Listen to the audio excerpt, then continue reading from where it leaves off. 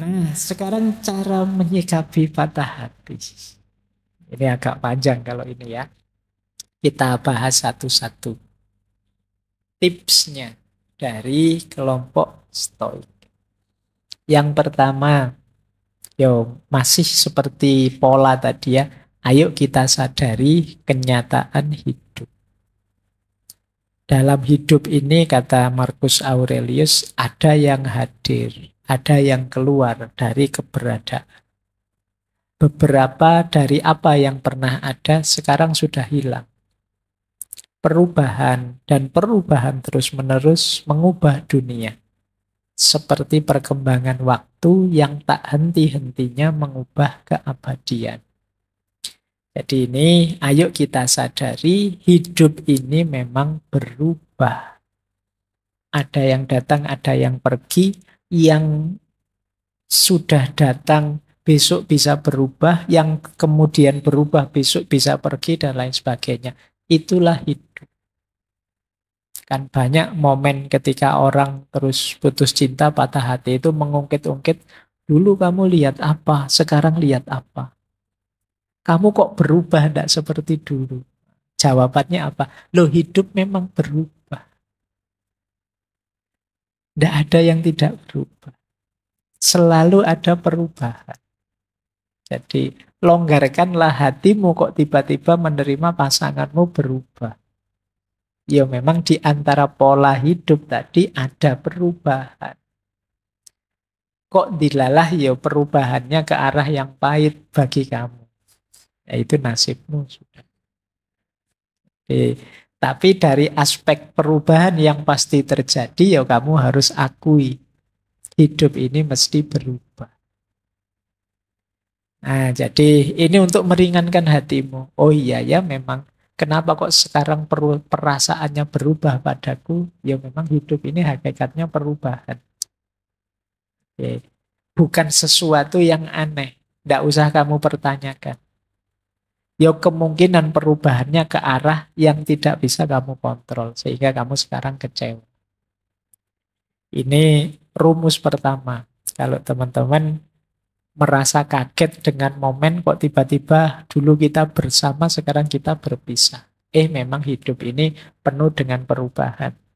Yang namanya pertemuan pasti ada perpisahan, sayangnya kebersamaan kita pisahnya cepat. Kan cuma itu saja. Yang lain durasinya panjang, kalau kita durasinya pendek, akhirnya putus. Sederhananya kan begitu. Jadi kamu lebih longgar hatimu. Tidak harus terlalu membebani perasaan. Yang kedua, masih dalam konteks sadari kenyataan hidup. Kalau ini dari Epictetus. Ini menarik ya, filosof Stoik itu. Marcus Aurelius itu kaisar. Kalau Epictetus ini Buddha. Jadi pengikutnya aliran ini dari kaisar sampai Buddha. Kata Epictetus begini, saat engkau mencintai sesuatu, tempatkan di hadapan dirimu posisi yang berlawanan. Apa salahnya saat engkau mencium anakmu, engkau bisikkan dengan suara lirih, besok kamu pun juga akan mati. Dan kepada temanmu, besok kamu yang akan pergi atau aku yang akan pergi, dan kita tidak akan pernah bertemu lagi. Nah, ini menarik. Kalau pas kamu lagi hangat-hangatnya pacaran, terus kamu bilang, pada saatnya ya tetap kita akan berpisah.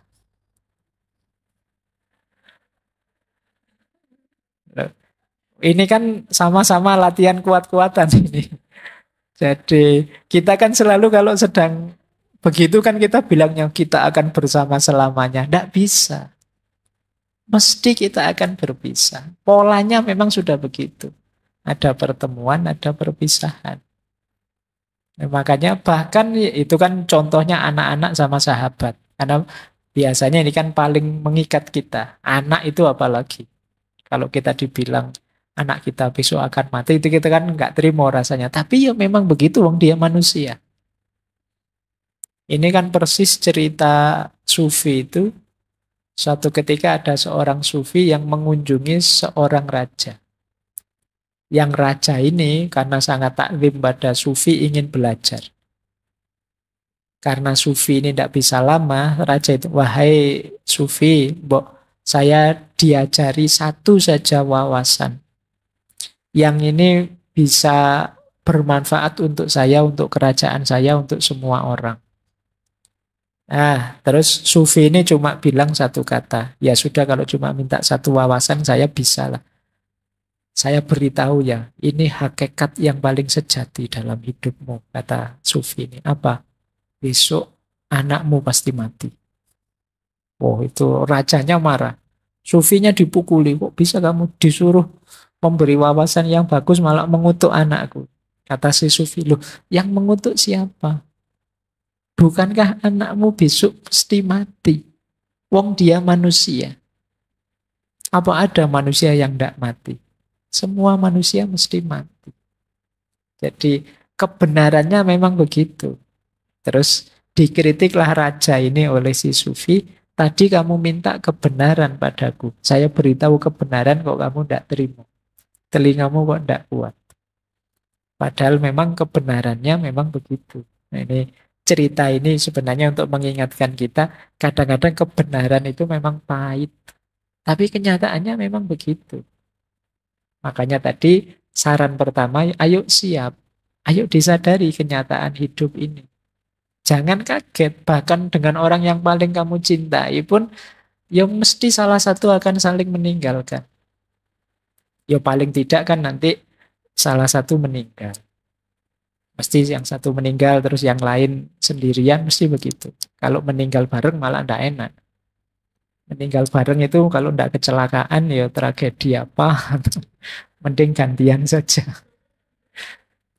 Jadi momennya mesti pahit itu kalau bersama-sama. Dan saling meninggalkan.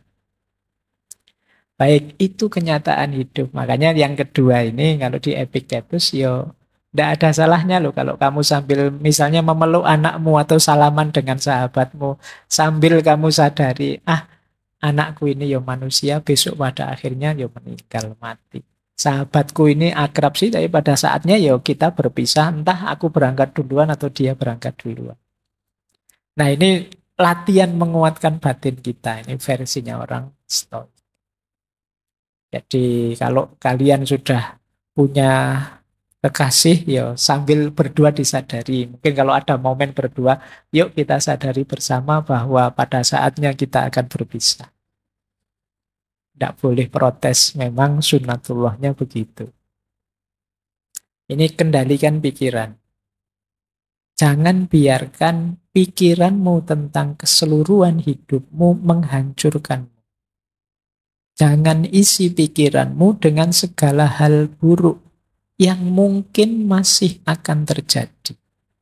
Tetap fokus pada situasi saat ini dan tanyakan pada diri sendiri mengapa begitu tak tertahankan dan rasanya tidak dapat bertahan. Ini saat kita sedang pahit ya, sedang mengalami sisi-sisi gelap hidup. Jadi ayo pikirannya tetap positif. Maknailah segala kepahitan yang kita hadapi dengan makna yang tidak menghancurkan kita sendiri.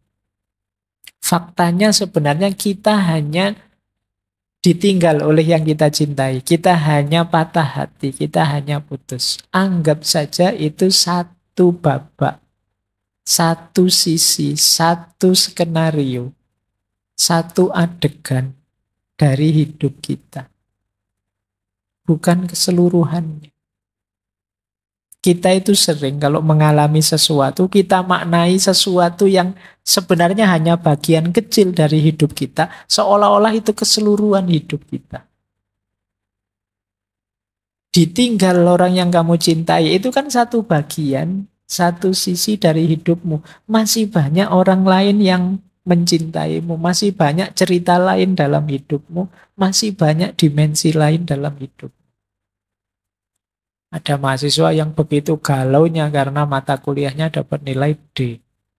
Tiap hari dosennya di WA, Pak, salah saya apa, Pak, dapat nilai D. Jadi seolah-olah hidupnya jadi gelap karena satu nilai itu. Seolah-olah keseluruhan dunianya runtuh hanya karena satu nilai itu. Padahal masih banyak sisi hidupmu yang lain. Ini yang sering kita lupakan. Kita tidak bisa mengendalikan pikiran kita sendiri.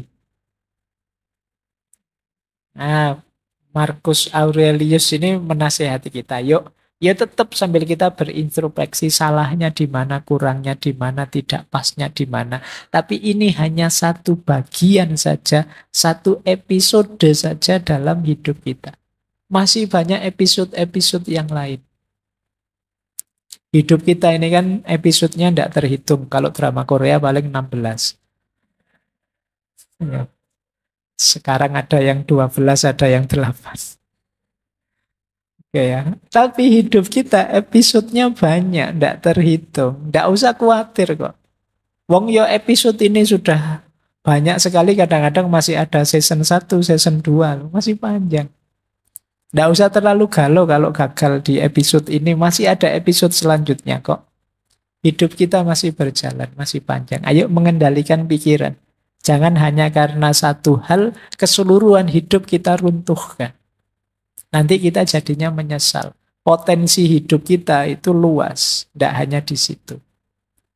Nah, ini penting, makanya sisi mengendalikan pikiran. Masih ada lagi tentang mengendalikan pikiran, kata Markus, kebahagiaan hidupmu tergantung pada kualitas pikiranmu. Oleh karena itu, jagalah sebagaimana mestinya dan berhati-hatilah agar engkau tidak memiliki pikiran yang tidak sesuai dengan kebajikan dan kewajaran. Tidak usah mikir aneh-aneh, maknai saja secara positif dan manfaat, secara bijak dan wajar saja. Jangan terlalu berlebihan. Wajar saja, sedih iya, agak stres iya, bau-bau depresi iya. Tapi ya dinikmati saja, ya pada saatnya ada momen ketika kita harus bangkit lagi. Wong yo episodenya bisa ganti. Lanjut hidup. Jadi ayo kita kontrol. Kenapa kok mengendalikan pikiran ini penting? Karena hidup kita kuncinya di pikiran. Jadi kalau pikiran kita yang buruk-buruk, yang negatif-negatif, ya hidup kita jadi berat. Hujan deras itu kita sekarang banyak mengeluh. Kenapa waktu kecil dulu kalau hujan deras malah senang? Hujan-hujan, wah senang hujan-hujan. Sekarang kamu hujan-hujan itu, wah, jalan raya itu paling ngeri kalau pas hujan. Apalagi setelah terang tiba-tiba hujan. Oh, itu motor itu sudah banter-banteran. Seolah-olah air itu akan membunuhmu. Padahal cuma air. Kenapa bisa begitu? Pikiranmu yang main. Jadi kamu membayangkan basah kuyup, terus ngereges, terus kamu masuk angin, terus kamu tidak bisa ngapa-ngapain. Pikiran itu kan jadi bayanganmu saja. Coba kamu baca secara berbeda. Asik ya hujan-hujan gini, seger ya hujan-hujan ini, kan beda. Kamu di lampu merah, di bel orang dari belakang. Itu kan kamu terus misuh-misuh. Orang kok tidak telaten, orang kok. Karena kamu membaca bel din itu bel yang memburu-buru kamu. Padahal kalau kamu baca secara berbeda kan mungkin kamu tidak jadi marah. Ketika orang ngebel di belakangmu, coba kamu baca, wah, orang di belakang itu sayang sekali padaku ya. Dia mengingatkanku untuk waspada kalau memang lampunya nyala suruh jalan. Nah, kamu noleh bisa terima kasih pada dia. Jadi terima kasih loh ya, saya dibel diingatkan untuk waspada. Ya karena kamu membacanya negatif, kamu nganggap dia, wah, menyusu-nyusu kamu kan, kamu terus nganggep orang kok ndak sabaran, wong masih merah, kok masih ngebel-ngebel. Cara membacamu mungkin salah. Nah, ini pentingnya pikiran. Jadi pemaknaan yang ada di pikiranmu itu menentukan sikapmu terhadap hidup. Terus hati-hati juga jangan memperparah keadaan. Betapa jauh lebih berbahaya konsekuensi dari kemarahan dan kesedihan daripada keadaan yang membangkitkannya dalam diri kita. Kadang-kadang kemarahan kita, kesedihan kita membuat kita blunder. Melakukan sesuatu yang tidak seharusnya, yang efeknya jauh lebih buruk daripada sebabnya. Sebabnya sih kamu misalnya diputus sama pasanganmu. Terus kamu saking marahnya ngamuk-ngamuk. Kamar kos kamu acak-acak. Motormu kamu banting-banting. Setelah itu kamu duduk sendirian. Ternyata biayanya besar, patah hati. Salahmu sendiri. Kamu yang memperparah keadaan. Gitu loh. Mbok tadi jangan lepas kontrol, kamu masih aman. Tapi karena kamu lepas kontrol, maka kata Markus berapa kadang-kadang lebih besar biayanya, konsekuensinya, kemarahan dan kesedihan dibandingkan sebabnya. Kadang-kadang cemburu tanpa alasan, padahal belum diputus itu kamu masih curiga saja. Tidak beneran itu kamu sudah marah-marah, banting-banting piring, kamu sudah ngomong yang jelek-jelek. Ternyata salah paham. Lah itu kan sebabnya sepele tapi yang kamu lakukan di luar kontrol malah memperparah keadaan. Semula ndak ada apa-apa jadi putus beneran. Nah ini yang sering kita. Maka hati-hati dengan diri yang tidak terkontrol. Memang kuncinya mengendalikan diri. Apa yang engkau cintai bukanlah milikmu. Itu diberikan kepadamu saat ini. Bukannya tidak akan diambil lagi, juga tidak diberikan padamu untuk selama-lamanya. Seperti buah ara. Buah ara itu seperti buah delima. Kalau dalam bahasa Arab namanya buah tin. Rasanya manis. Yang diberikan kepadamu atau seikat buah anggur pada musim tertentu dalam setahun. Jika engkau menginginkan buah ini di musim dingin, engkau bodoh. Jika engkau menginginkan putra atau temanmu ketika dia tidak lagi diizinkan untukmu, tidak lagi jadi jatahmu, engkau harus tahu bahwa engkau seperti orang menginginkan buah ara di musim dingin. Jadi rasa cinta, orang yang kita cintai, peristiwa mencintai, semuanya hakikatnya adalah pemberian, anugerah. Dan ada durasinya. Jadi ada waktunya. Kalau memang belum waktunya, ya tidak akan muncul. Kalau sudah habis durasinya, ya tidak akan mampu kita mempertahankannya. Jadi baik rasa cinta, maupun yang dicintai, maupun peristiwa mencintai itu sendiri, segalanya ada waktunya. Kalau di luar waktunya kok kita inginkan, ya tidak akan nyampe. Ya Allah, dekatkanlah jodohku. Kalau memang sudah dekat, waktunya ketemu, ya akan ketemu. Kan begitu logikanya. Kalau belum waktunya ketemu, ya tidak akan ketemu. Jangan-jangan jodohmu belum lahir misalnya. Kamu minta-minta, kamu berdoa, ya tidak ketemu-ketemu. Kok lama sekali tidak ketemu, ya Allah, ya jodohmu belum lahir. Jadi cintamu bukan milikmu. Cinta itu sendiri kan juga pemberian. Termasuk yang sulit kita kontrol, bukan bagian dari kontrol kita, itu cinta. Kita kan tidak bisa merancang, saya harus mencintai dia sajalah. Tidak usah mencintai itu, kita tidak bisa. Rasa cinta itu muncul tiba-tiba. Kadang-kadang tidak kita prediksi. Loh, saya itu bareng sama dia sejak semester 1 sampai semester 7.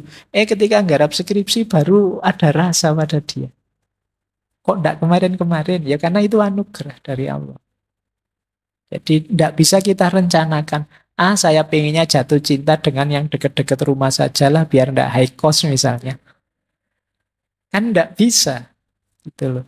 Ya jatuhnya pada dia, anugerahnya Allah, hubungannya dengan dia, dengan durasi waktu tertentu pada waktu tertentu. Maka kata Epictetus, ya segalanya ada waktunya. Kok ternyata kita ditakdir berpisah, mungkin memang waktunya sudah habis. Durasinya sudah selesai. Nah, ini untuk menguatkan kita ya. Jadi kalau kamu nanti patah hati, ya Jangan-jangan ini durasinya memang sudah selesai. Jadi biar nggak terlalu sedih lagi. Apa-apa itu ada siklus, ada polanya. Makanya sindirannya Epictetus, kalau kita menginginkan buah ara di musim dingin, yo sampai stres pun tidak akan ketemu. Kenapa? Bukan waktunya. Ini nasihat kedua. Nasihat ketiga tadi ya. Yang kedua, kita sadar kenyataan hidup. Yang ketiga ini, kita sadari cinta kita hakikatnya bukan milik kita. Jadi, kalau ada yang tanya, Pak, cinta dan ingin memiliki itu apa setara? Ya enggak, karena bahkan cinta itu sendiri ternyata di luar kontrol kita. Makanya kalau dalam dunia tasawuf, mahabbah itu bagian dari ahwal. Ahwal itu anugerahnya Allah. Rasa cinta pada Allah itu ya hakikatnya anugerahnya Allah sendiri. Batin kita itu tidak bisa. Orang itu dipaksa mukul bisa, dipaksa mencintai tidak bisa. Mbok kamu cinta padaku dong. Ini kalau memang tidak cinta ya tidak cinta. Karena rasa itu muncul ya bagian dari anugerahnya Tuhan. Makanya ada kalimat cinta itu anugerah. Baik, ini nasihat selanjutnya. Kendalikan dirimu. Apapun yang harus dilakukan, apapun yang dilakukan dan dikatakan orang, aku tetap harus menjadi zamrud dan mempertahankan warnaku. Kata Markus. Sepahit apapun hidup, sejatuh apapun aku tetap harus jadi orang baik. Ini maksudnya. Jadi ayo mengendalikan diri. Jangan karena alasan kecewa, alasan menyesal, alasan patah hati, terus kita mengubah corak kita. Yang semula orang sabar jadi orang ngamuan, yang semula orang baik sekarang jadi orang yang cuek dan seterusnya. Berarti kita berubah warna. Berarti kita terpengaruh. Kalau bisa ya kita tetap menjadi zamrud dan mempertahankan warna kita. Ini mengendalikan diri kita. Ada lagi nasihat. Ini mirip tadi ya, antara yang dalam kontrol dan di luar kontrol. Kebahagiaan dan kebebasan, masih kata Epictetus, dimulai dengan pemahaman yang jelas tentang satu prinsip. Beberapa hal berada dalam kendali kita dan beberapa tidak. Berarti di luar kendali kita.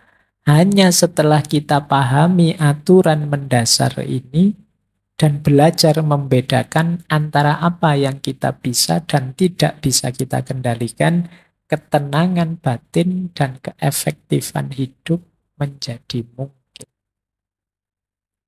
Ini tadi sudah dijelaskan ya, bahwa ada kunci penting dalam hidup ini, kita harus sadar mana yang dalam kuasa kita, mana yang di luar kuasa kita. Seperti cinta tadi, itu kan bagian dari yang di luar kuasa kita. Mana cintamu yang kemarin? Wah, sudah diambil sama yang punya cinta. Sekarang ganti cinta ke yang lain. Bisa saja begitu momennya. Tapi memang perasaannya orang lain di luar kuasa kita. Kalau kita menyedihi itu atau menggalaui itu, ada enggak ya bahasa Indonesia menggalaui itu? Berarti kita ya akan kesulitan keluar dari rasa sedih.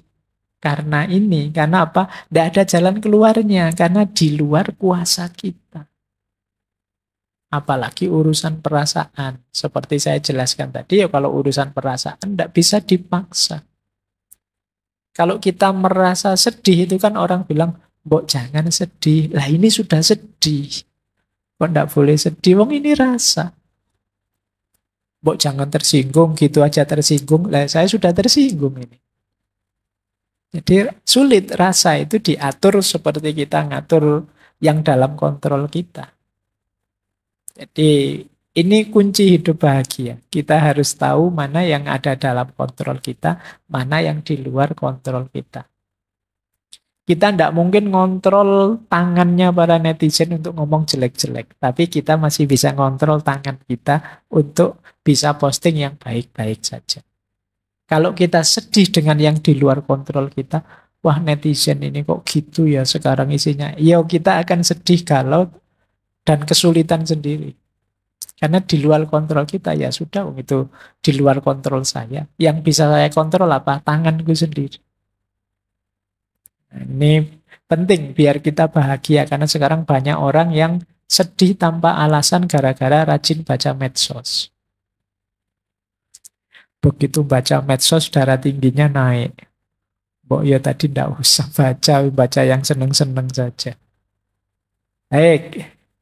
Nah, kita lanjutkan. Ini masih tentang yang di luar kuasamu. Kata Epictetus lagi, ini sering dikutip orang. Jangan mengharapkan segalanya terjadi sesuai yang engkau inginkan, namun terimalah segala yang terjadi. Maka hidupmu akan tenang. Ini rumusnya sederhana. Kita akan sering menginginkan banyak hal dalam hidup ini. Nah, kalau menginginkan ini sambil kita kasih tanda petik, semoga, insya Allah, dan lain sebagainya, kita lebih tenang. Tapi kalau kita memastikan yang kita inginkan harus terjadi, kita akan lebih banyak stres.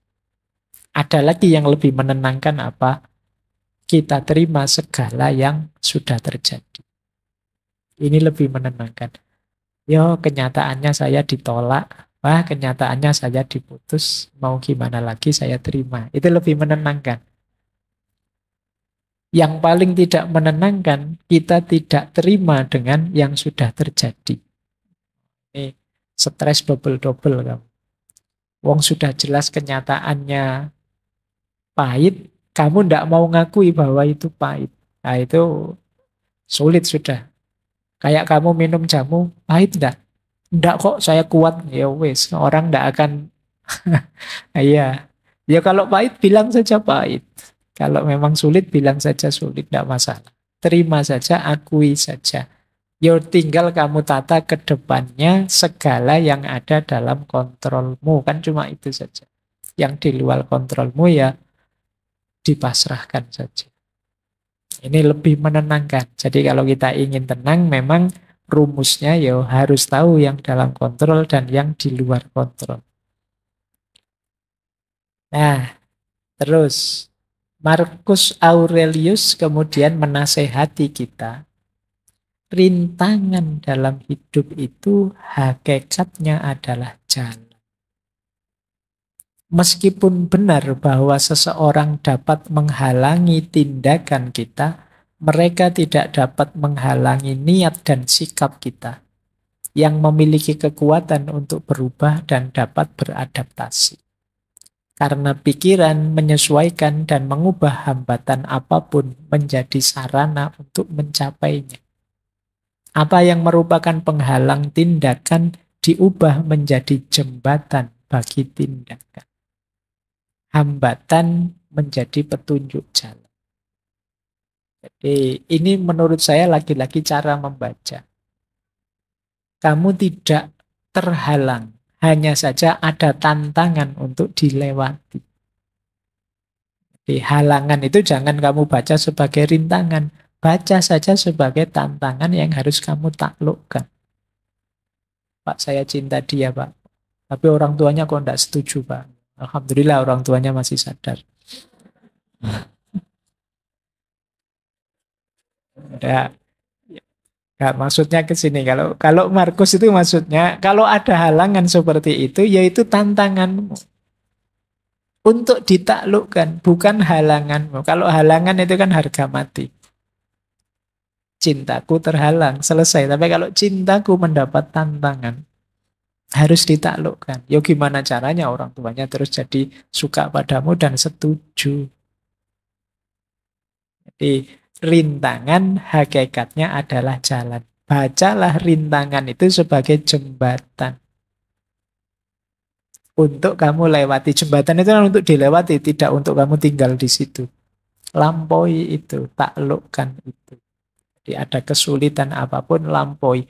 Patah hati pun sejenis rintangan yang harus kamu baca sebagai jalan.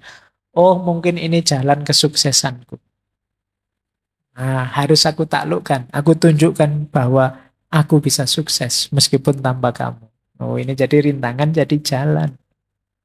Kesulitan jadi pendorong untuk kita lebih tegak lagi. Ini nasihat dari Markus. Bila perlu ini ditambahi oleh Markus, jangan malu minta bantuan. Tidak apa-apa. Kalau butuh teman ngobrol, teman curhat, di sekelilingmu banyak. Kamu tinggal milih. Kok diputus pasanganmu, tidak usah khawatir. Di sekelilingmu banyak yang bisa kamu sandari. Temanmu, sahabatmu, atau kamu cari yang lain juga insya Allah ada.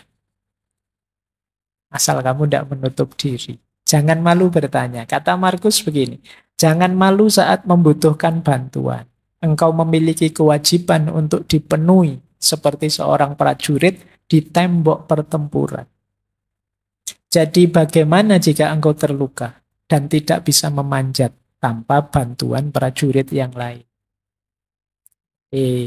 Manfaatkanlah teman sekelilingmu, orang-orang yang mencintaimu di sekelilingmu sebagai sandaran. Tidak masalah. Jangan malu. Jangan gengsi. Patah hati bukan aib, bukan dosa. Tidak apa-apa. Biasa saja. Itulah dinamikanya orang hidup. Kan memahaminya begitu. Hidup itu naik turun seperti itu. Terus, kalau ini agak keras dari Epictetus. Jangan cengeng. Ini ada kalimat di bukunya itu. Kami menangis kepada Tuhan. Bagaimana kami bisa lolos dari penderitaan ini? Itu dimarahi sama Epictetus, bodoh. Apa kamu tidak punya tangan? Apa Tuhan lupa memberimu sepasang? Maksudnya apa? Potensi, kualitas, kompetensi, fasilitas hidup kita masih lengkap. Wong tinggal mengubah sudut pandang. Wong tinggal menguatkan diri sebentar saja kok enggak kuat. Kok mengeluh pada Tuhan, gimana aku bisa keluar dari situasi ini. Kamu belum berkurang sedikit pun dirimu dibandingkan yang kemarin. Kamu masih utuh sebagai dirimu yang kemarin. Tidak ada yang berkurang. Kemarin kamu bisa apa, sekarang kamu masih bisa. Kemarin kamu mampu apa, sekarang kamu masih mampu. Kualitas dirimu tidak ada yang hilang. Maka kamu masih bisa kembali lagi seperti sebelumnya. Tidak usah terlalu banyak mengeluh. Kamu masih bisa tegak seperti dulu. Tinggal kamu sembuhkan sakit hatimu. Kan cuma itu saja masalahnya. Tidak usah dibawa kemana-mana. Ini sudah mulai agak keras. Epictetus ini sudah dinasihati sejak tadi kok masih ngeyel, masih sumpek saja. Ya wis, kalau begitu apa sih yang kurang dari dirimu kalau patah hati? Yang sederhananya begitu. Apa dari kamu cerdas terus jadi tidak cerdas lagi? Apa dari kamu pinter jadi tidak pinter lagi? Apa dari kamu semula bisa nyetir mobil gara-gara patah hati tidak bisa nyetir mobil sekarang, Pak? Apa tidak apa-apa begitu? Maka jangan cengeng, kata Epictetus. Kamu itu kuat kalau mau, kamu hebat. Hanya saja ketika kamu cengeng, terlalu manja, ya kamu lama tidak bangkit-bangkit, tidak move on. Ayo bangkit. Nah, lanjutannya. Lah terus dia sudah mengecewakanku, dia sudah menyusahkanku. Aku sekarang harus bagaimana setelah putus? Nah, ini sebenarnya pembahasan lebih menarik itu setelah putus terus harus bagaimana. Bukan bagaimana rasanya putus. Kalau menurut Markus begini, merasa sayang kepada orang lain, meskipun mereka melakukan banyak kesalahan, adalah sifat uniknya manusia. Engkau dapat melakukannya cukup dengan mengakui bahwa mereka juga manusia. Mereka melakukan itu karena tidak sadar, berlawanan dengan kata hati mereka. Dan kita semua akhirnya akan sama-sama mati. tidak lama lagi. Semua orang kan pasti mati. Dan di atas itu semua, mereka tidak benar-benar menyakitimu. Mereka tidak melenyapkan kemampuanmu untuk memilih. Sederhananya, ya kita tetap baik kepadanya. Kenapa? Karena kita manusia. Di antara keutamaan manusia itu memaafkan dan tetap menyayangi siapapun karena dia statusnya manusia. Jadi aku tetap menyayangimu meskipun sekarang tidak sebagai pasangan. Yo, cara menyayanginya mesti beda. Kalau kemarin cara menyayanginya pakai nraktir, pakai apel, dan lain sebagainya, sekarang lebih irit. Jadi tidak perlu high cost, tapi tetap ada rasa menyayangi. Dan kalau kita kecewa dengan yang mereka lakukan, sebenarnya mereka itu tidak jahat-jahat amat. Anggap saja mereka itu mendidik kita untuk jadi lebih tangguh. Buktinya apa? Kita masih bisa tegak hari ini. Nah, jadi mereka tidak melenyapkan kemampuan kita untuk milih. Jadi maksudnya untuk menentukan hidup kita sendiri. Jadi kalau ada yang tanya terus aku bagaimana, ya tetaplah sebagai manusia kita tetap harus saling menghargai, saling menyayangi. Jangan biarkan masa depan mengganggumu. Engkau pasti akan menghadapinya jika perlu. Dengan senjata yang sama yang hari ini menjadi senjatamu melawan masa kini. Kalau sudah patah hati kan kadang-kadang gimana aku melanjutkan hidup tanpa dia, bisa, tidak usah khawatir.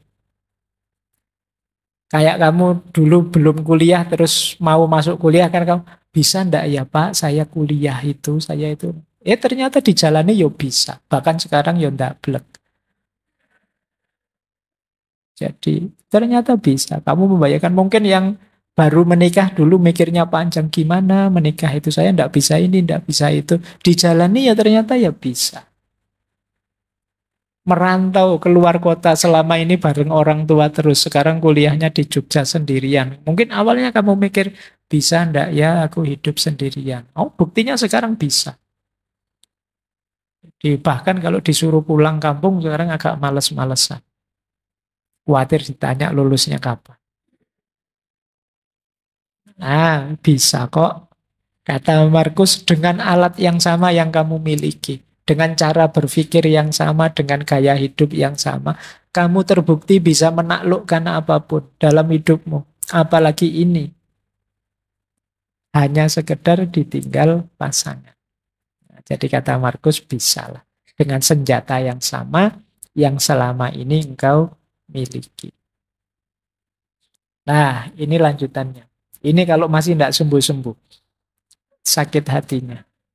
Kenapa kok sakit sekali? Nah, itu terus disindir oleh Marcus Aurelius. Saat engkau tersiksa oleh sesuatu dari luar dirimu, rasa sakit itu sebenarnya bukan dari sesuatu itu sendiri, namun dari anggapanmu terhadapnya. Dan engkau memiliki kekuatan untuk mencabutnya kapanpun engkau mau. Tolaklah rasa sakit itu dan rasa sakit itu akan lenyap. Dimarahi sekarang sama Marcus Aurelius. Kok kamu mau bersakit-sakit lama? Sakit atau tidak sakit itu kan tergantung dirimu. Apalagi sakit hati bukan sakit fisik. Itu kuncinya ada di kita. Ada teman yang secara sengaja ngomong nyelekit biar kita tersinggung. Itu tersinggung atau tidak itu kan bisa kita atur. Loh, kamu melecehkan aku ya? Adalah aku tidak tersinggung. Oh itu tambah mangkel itu yang melecehkan. Kenapa? Sakit dan tidak sakit ada dalam diri kita. Kita terima atau tidak. Kalau tidak kita terima ya sudah. Beres. Jadi kalau kamu bilang, wah kok rasanya sesakit ini? Ya sudah kamu singkirkan rasa sakit itu. Kamu bergeraklah maju lagi, move on lagi. Jadi kalau ada yang mengeluh begitu, dalilnya pakai Marcus Aurelius ini. Sakit sekali tapi Pak rasanya ya enggak apa-apa. Atau mengeluhkan pasanganmu. Kenapa kok dia jahat sekali? Kok dia mengingkari janjinya? Kok dia setega itu dan seterusnya? Lagi-lagi dibantu Markus untuk menjawabnya. Saat engkau sedang melawan orang yang tidak tahu malu, tanyakan pada dirimu hal ini. Apakah mungkin di dunia ini bersih dari tindakan tidak tahu malu? Ya tidak. Maka jangan mengharapkan sesuatu yang tidak mungkin. Selalu ada orang yang tidak punya malu di dunia dan orang ini adalah salah satunya. Itu untuk menenteramkanmu ya. Jadi hal yang sama lakukanlah untuk orang yang jahat. Orang yang tidak dapat dipercaya atau orang yang rendah moralnya. Mengingat bahwa di seluruh dunia ini pasti ada beda-beda kelas moralnya manusia, akan lebih membuatmu toleran terhadap penghuni. Jadi kalau kamu merasa dia kok jahat sekali padaku, dia kok begitu teganya padaku, kamu sadarilah, oh iya ya memang manusia itu ya macam-macam. Memang ada yang tipe kayak dia itu. Itu akan lebih menenteramkan. Jadi tidak mungkin di dunia ini orangnya tulus, semua orangnya baik, semua selalu ada orang-orang tertentu yang jahat, yang buruk, yang tidak tahu malu, dan lain sebagainya. Ini lebih menenangkan kita. Jadi kadang-kadang kan kita protes, kok kamu bisa jahat padaku? Oh, ya memang mungkin dia tipe yang begitu. Ini jawabannya kalau ada yang tanya, kenapa kok dia jahat sekali? Terus aku dapat apa? Dari semua yang selama ini aku alami berdua. Ada yang paling penting yang kamu dapat, yaitu pelajaran pendidikan diri. Kata Markus, jika ada sesuatu yang menghalangimu untuk mencapai tujuan tepat waktu, itu adalah kesempatan untuk melatih kesabaran. Jika seseorang menyakitimu, itu adalah kesempatan untuk berlatih memaafkan.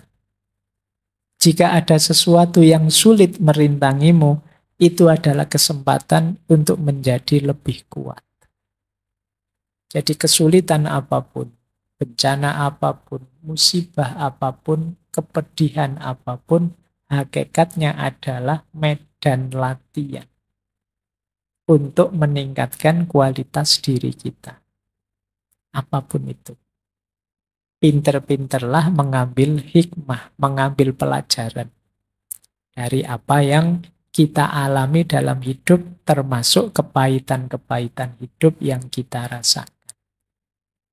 Disinilah nanti kita tidak akan menyesali kepahitan-kepahitan hidup yang kita alami, karena ternyata dia jadi sekolahan kita. Jadi dia jadi lembaga pendidikan kita. Jadi lulusan patah hati itu hatinya kuat tangguh. Nah, kita dapat pelajaran berharga dari situ. Ya, jadi kan ada yang alumni patah hati, ada yang alumni dapat nilai E, ada yang alumni kantongnya kempes terus, ada yang alumni itu kesulitan hidup kita kan seputar itu. Nah, kalau kita lulus dari situ, kita jadi manusia yang lebih tangguh. Bandingkan dengan orang yang hidupnya mulus, terus tidak pernah susah. Secara kepribadian, dia tidak akan tangguh. Makanya kalau kalian sering ikut lomba-lomba, bagi saya lebih berharga kalau kamu kalah karena kamu latihan mentalmu. Kalau menang itu gampang secara mental, tapi kalah itu berat. Nah, kalau kamu terlatih kalah itu enak. Biasa kalah. Tapi kalau menang, alhamdulillah menang. Tuh, yang sering membuat kita lepas kendali itu kan ketika kita kalah. Tapi kalau kita sudah tangguh di situ, apa sih kepahitan hidup yang harus saya alami? Yang paling pahit toh sudah saya alami. Kamu semakin tangguh. Kenapa? Karena kepahitanmu selama ini jadi mata pelajaran yang membuatmu keluar dari situ jadi lebih tangguh. Nah, ayo yang alami patah hati juga begitu. Jadikan momen patah hati ini sebagai sekolahan. Kalau kata Ki Hajar itu kan setiap tempat adalah sekolah, ya berarti setiap patah hati adalah pelajaran. Yang di situ kita belajar jadi manusia yang lebih tangguh, lebih sadar, lebih berkualitas. Baik, saya kira itu ya malam hari ini.